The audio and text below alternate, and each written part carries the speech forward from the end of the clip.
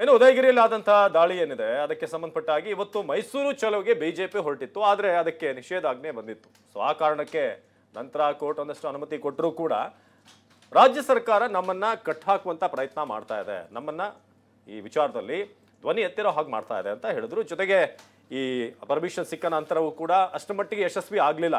ಬಿಜೆಪಿಯ ಈ ಒಂದು ಏನು ಪ್ರೊಟೆಸ್ಟ್ ಆಯಿತು, ಅದು ಯಾವ ರೀತಿ ಆಯಿತು ನೀವು ಕೂಡ ನೋಡಿದ್ದೀರಿ. ಹಾಗಾಗಿ ಇವತ್ತಿನ ಅಂತ ಏನು ಇವರ ನಿರೀಕ್ಷೆ ಇತ್ತು ಅದನ್ನ ತಲುಪಲಿಲ್ಲ. ಎಲ್ಲ ಆದ್ಮೇಲೆ ಹೋಗ್ತಾ ಇರೋದು ಏನಕ್ಕೆ? ಈಗ ಅವ್ರು ಏನ್ ಬೇಕಾದ್ರೂ ಮಾಡ್ಬೋದು, ಸರ್ಕಾರ ಅವ್ರ ಪರವಾಗಿ ನಿಂತಿದೆ. ಇವ್ರದ್ದು ಉದ್ದೇಶ ಏನಿದೆ?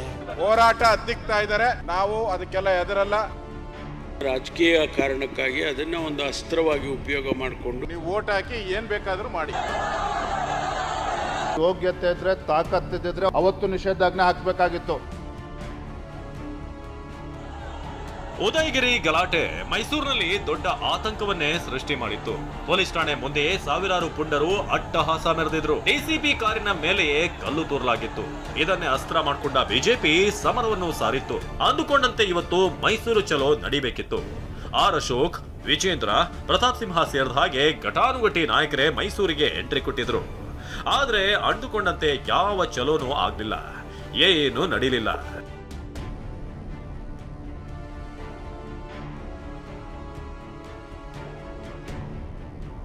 ಮೈಸೂರಿನಲ್ಲಿ ಪ್ರತಿಭಟನೆ ಹಿನ್ನೆಲೆ ಪೊಲೀಸರು ನಿಷೇಧಾಜ್ಞೆ ಯಾವಾಗ ಹಾಕಿದ್ರು? ರಾಷ್ಟ್ರೀಯ ಸುರಕ್ಷಾ ಜನಾಂದೋಲನ ಸಮಿತಿ ಹೈಕೋರ್ಟ್ ಕದ ತಟ್ಟಿತ್ತು.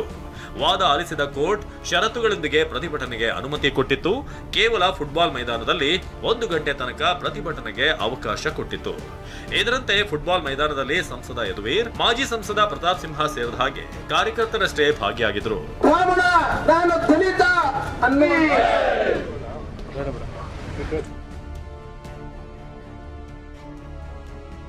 ಸರ್ಕಾರದಿಂದ ಹೋರಾಟವನ್ನ ಹತ್ತಿಕ್ಕೋ ಕೆಲಸ ಆಗ್ತಿದೆ. ಮುಸಲ್ಮಾನರ ಪರ ಇದ್ದಾರೆ ಎಂದು ಆರ್ ಅಶೋಕ್ ಕಿಡಿ.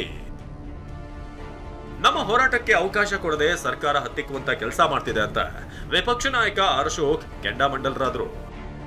ಸರ್ಕಾರ ಒಂದ್ ರೀತಿ ಅವ್ರಿಗೇನು ತೊಂದರೆ ಆಗಬಾರದು, ಮುಸಲ್ಮಾನರಿಗೆ ಅವ್ರು ಏನ್ ಬೇಕಾದ್ರೂ ಮಾಡ್ಬೋದು, ಸರ್ಕಾರ ಅವ್ರ ಪರವಾಗಿ ನಿಂತಿದೆ. ಇಷ್ಟು ಬಿಟ್ರೆ ಇದರಲ್ಲಿ ಏನೂ ಇಲ್ಲ. ಹೋರಾಟ ಹತ್ತಿಕ್ತಾ ಇದ್ದಾರೆ, ನಾವು ಅದಕ್ಕೆಲ್ಲ ಎದುರಲ್ಲ. ಕೋರ್ಟ್ಗೆ ಹೋಗಿದ್ದೀರಿ, ಕೋರ್ಟಿನ ಆದೇಶಕ್ಕೆ ತಲೆಬಾಗ್ತೀರಿ. ಉದಯಗಿರಿ ಘಟನೆ ಏನಾಯ್ತು, ಇಡೀ ಸರ್ಕಾರ ತಲೆ ತಗ್ಗಿಸುವಂತ ಒಂದು ಘಟನೆ. ಕಾನೂನನ್ನ ಗಾಳಿಗೆ ತೂರಿ ಅಲ್ಲಿನ ಮುಸ್ಲಿಂ ಗಲಾಟೆ ಮಾಡುವಂತ ಗಲಾಟೆಕೋರರು ಪೊಲೀಸ್ ಸ್ಟೇಷನ್ ಮೇಲೆ ಅಲ್ಲೇ ಪೊಲೀಸರ ಮೇಲೆ ಅಲ್ಲೇ ಮಾಡಿರುವಂತ ಘಟನೆ. ಇಡೀ ಸರ್ಕಾರ ಒಂದು ರೀತಿ ವೋಟ್ಗೋಸ್ಕರ, ನೀವು ವೋಟ್ ಹಾಕಿ ಏನು ಬೇಕಾದರೂ ಮಾಡಿ, ನೀವು ವೋಟ್ ಹಾಕಿ ಏನು ಬೇಕಾದರೂ ಮಾಡಿ ಅನ್ನೋ ಒಂದು ಸ್ಲೋಗನ್ ಅನ್ನ ಕಾಂಗ್ರೆಸ್ ಅವರು ಇಟ್ಕೊಂಡಿದ್ದಾರೆ. ಸರ್ಕಾರಕ್ಕೆ ತಾಕತ್ತಿದ್ರೆ ಗಲಭೆ ಆದ ದಿನವೇ ನಿಷೇಧಾಜ್ಞೆ ಹಾಕಬೇಕಿತ್ತು ಅಂತ ಬಿಜೆಪಿ ರಾಜ್ಯಾಧ್ಯಕ್ಷ ವಿಜೇಂದ್ರ ಕೆಂಡ ಕಾರಿದ್ರು. ಈ ಸರ್ಕಾರಕ್ಕೆ ಯೋಗ್ಯತೆ ಇದ್ರೆ ತಾಕತ್ತಿದ್ರೆ ಅವತ್ತು ಯಾರು ದೇಶದ್ರೋಹಿಗಳು ಪೊಲೀಸ್ ಸ್ಟೇಷನ್ ನುಗ್ಗಿದ್ರಲ್ಲ ಅವತ್ತು ನಿಷೇಧಾಜ್ಞೆ ಹಾಕಬೇಕಾಗಿತ್ತು. ಇವತ್ತು ಹಿಂದೂ ಕಾರ್ಯಕರ್ತರು ಪ್ರತಿಭಟನೆ ಮಾಡ್ತಾರೆ ಅಂತ ಹೇಳಿದ್ರೆ ಈ ಸರ್ಕಾರವನ್ನ ಎಚ್ಚರಿಸ್ತಕ್ಕಂಥ ಕೆಲಸ ಮಾಡ್ತಾ ಇದ್ದಾರೆ ಅಂತ ಹೇಳಿದ್ರೆ ಸೆಕ್ಷನ್ ಅನ್ನ ಜಾರಿ ಮಾಡ್ತಾರೆ. ಇತ್ತ ಬಿಜೆಪಿ ನಾಯಕರ ನಡೆಗೆ ಕಾಂಗ್ರೆಸ್ ನಾಯಕರು ಟೀಕಿಸಿದ್ರು.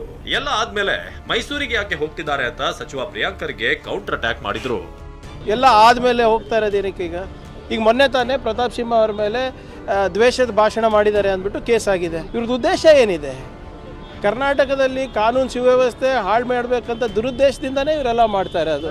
ಕಾನೂನು ಪಾಲನೆ ಮಾಡೋಕ್ಕೇನಿದೆ ಅವರಿಗೆ? ಸೆಕ್ಷನ್ 144 ಇದೆ ಅಂದರೆ ಹೋಗ್ಬಾರ್ದಲ್ಲ ಅಷ್ಟೇ. ಅದನ್ನು ರಾಜಕೀಯ ಕಾರಣಕ್ಕಾಗಿ ಅದನ್ನ ಒಂದು ಅಸ್ತ್ರವಾಗಿ ಉಪಯೋಗ ಮಾಡಿಕೊಂಡು ಪ್ರೊಟೆಸ್ಟ್ಗಳು ಮಾಡೋದು, ಹೇಳಿಕೆಗಳನ್ನ ಕೊಡೋದು, ಇದೆಲ್ಲ ಮಾಡ್ತಿದ್ದಾರೆ. ಅದೇನೇ ಹೇಳಿ ಸರ್ಕಾರದ ವಿರುದ್ಧ ರಣಕಹಳೆ ಮೊಳಗಿಸಬೇಕು ಅಂತ ಅಬ್ಬರದಿಂದ ಮೈಸೂರಿಗೆ ಬಂದಿದ್ದ ಬಿಜೆಪಿ ನಾಯಕರು ಸರ್ಕಾರವೇ ಹೋರಾಟವನ್ನ ಹತ್ತಿಕ್ಕುವ ಕೆಲಸ ಮಾಡ್ತಿದೆ ಅಂತ ಆರೋಪ ಮಾಡಿದ್ರು. ರಾಮ್, TV9 ಮೈಸೂರು.